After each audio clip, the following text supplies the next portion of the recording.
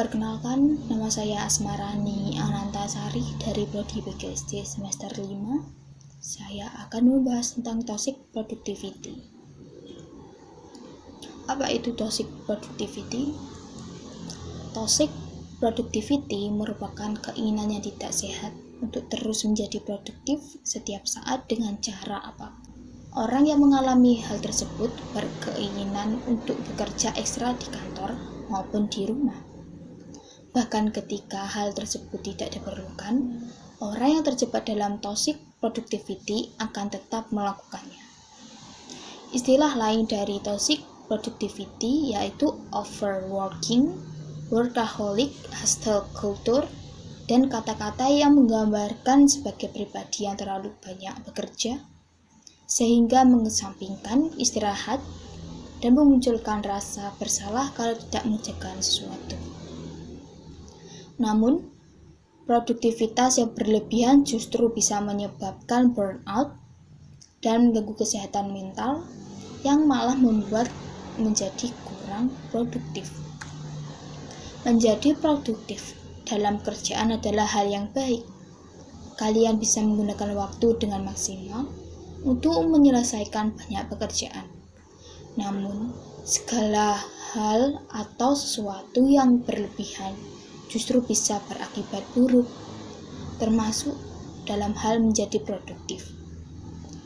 Berusaha untuk terus-menerus menjadi produktif dengan melakukan banyak hal sekaligus dalam satu hari, lama-lama bisa membuat kalian mengalami burnout atau stres berat.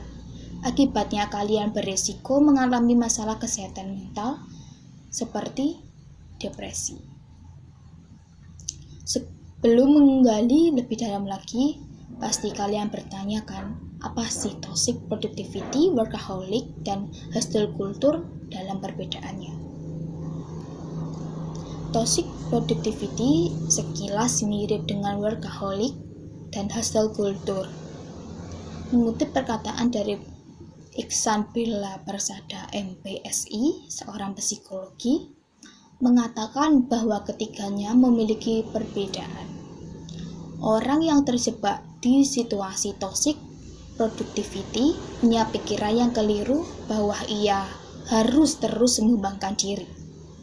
Jika tidak produktif, ia akan merasa bersalah.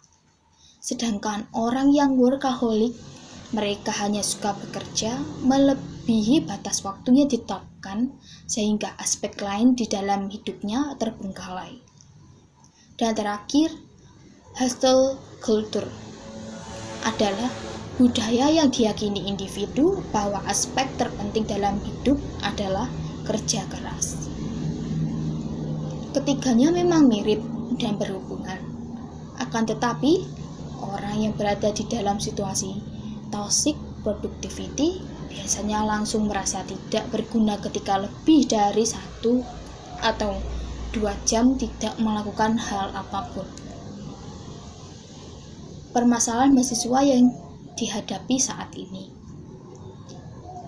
pasti akibat pandemi memicu kondisi saat ini yang kita rasakan. Banyak sekali mahasiswa terbelenggu oleh pikiran dan keinginan untuk melakukan banyak hal dalam satu waktu, yang katanya demi kebaikan diri masa depan alias toxic productivity. Contohnya nih, magang. Saat ini sepertinya tidak ada mahasiswa yang tidak magang alias merasa harus magang, di mana magang biasanya dilakukan oleh mahasiswa semester akhir. Sekarang, mahasiswa baru pun ikut magang. Segala hal serba daring dan kegiatannya dirumahkan, membuat mereka merasa memiliki banyak waktu luang, sehingga ada dorongan untuk selalu produktif, ya termasuk magang. Bagi sebagian mahasiswa, tentu ini menjadi hal yang menyenangkan, bukan? Tak sedikit pula yang merasa memiliki beban berat. Beban karena terbelenggu perasaan untuk selalu terlibat produktif.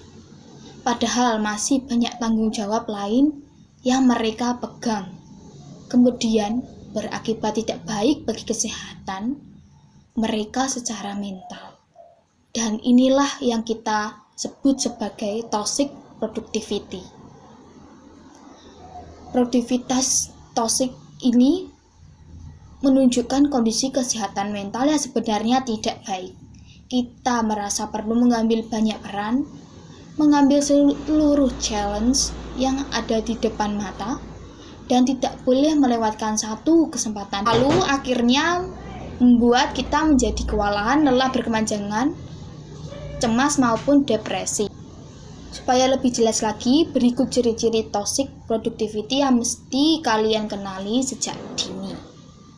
Pertama, terobsesi untuk produktif. Tidak ada yang salah untuk menjadi orang produktif. Hal yang salah adalah ketika produktivitas itu sudah berlebihan dan bekerja sampai mengorbankan kesehatan, kondisi fisik dan mental, serta lingkungan. 2. Sering merasa bersalah saat berdiam diri. Orang yang terjebak di dalam produktivitas yang berlebih akan merasa bersalah jika ia berdiam diri sejenak, sekalipun itu untuk beristirahat. 3. Punya ekspektasi yang tidak realistis. Target-target yang terlalu tinggi dan mustahil dicapai juga menjadi ciri toxic productivity. Karena target yang tidak realistis itu, mereka akhirnya melakukan banyak hal tanpa jeda. 4. Merasa tidak pernah puas. Orang-orang dengan toxic productivity tidak akan pernah merasa puas, padahal secara objektivitas apa yang dilakukannya sudah lebih cukup. Bahkan ada juga beberapa hal yang tetap dilakukan meski sebenarnya tidak perlu. 5. Tidak bersahabat dengan kata istirahat. Seperti saat sakit pun, orang dengan toxic productivity tidak mau diam untuk beristirahat. Mereka lebih memilih untuk bekerja, dan bekerja. Punya waktu luang untuk beristirahat dianggap negatif oleh orang dengan produktivitas yang berlebih. Mereka biasanya juga memandang orang-orang yang bisa beristirahat sebagai pemalas atau tidak punya target, padahal tidak selalu begitu. Ada cara untuk mengatasi toxic productivity. Cara untuk melakukannya yaitu dengan detox atau melepaskan diri dari situasi toxic productivity. Tidak terlalu sulit. Hal yang dibutuhkan adalah perubahan pola pikir dan konsentrasi, seperti menyadari bahwa kalian memiliki masalah. Semua mesti berawal dari kesadaran ini. Jika orang dengan toxic productivity tidak sadar bahwa dirinya terjebak, tentu akan percuma. Perhatikan tanda bahaya. Salah satu ciri yang paling bisa menjadi alarm adalah munculnya rasa bersalah ketika kalian rehat sejenak dari pekerjaan. Lakukan cara yang efisien dan efektif, bukan yang berat. Work smart akan memberikan efek yang lebih baik daripada sekedar work hard. Misalnya, jika ada hal yang bisa dibicarakan via email, maka hindari melakukan rapat lewat Zoom yang harus menyita waktu banyak. Mulai hilangkan pertanyaan, apa yang harus saya lakukan? Pertanyaan itu adalah produktivitas yang berlebihan. Sadarilah bahwa tidak semua orang menghargai proses yang kalian jalani. Kebanyakan orang hanya kagum dan terkesan dalam pencapaiannya, bukan berapa jam dan sekeras apa kalian bekerja. Jadi, lakukanlah dalam batas yang wajar. Lakukan self-care. Lakukan upaya ekstra untuk merawat dan mengapresiasi diri. Misalnya, jogging pagi, rehat, minum teh sore hari bersama keluarga, menonton acara kesukaan di jeda istirahat atau usai bekerja, dan menyantap camilan yang bisa membangkitkan mood. Itu semua yang bisa kalian lakukan.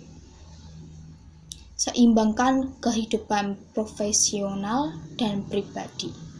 Jalani kehidupan dengan seimbang. Jika kalian ingin menghindari produktivitas, atur waktu dengan lebih baik lagi. Jalani kehidupan yang kalian sukai dan tidak perlu menganggap sebagai perlombaan. Sekian dan terima kasih telah mendengarkan penjelasan toxic productivity. Sampai jumpa lagi di lain hari. Bye.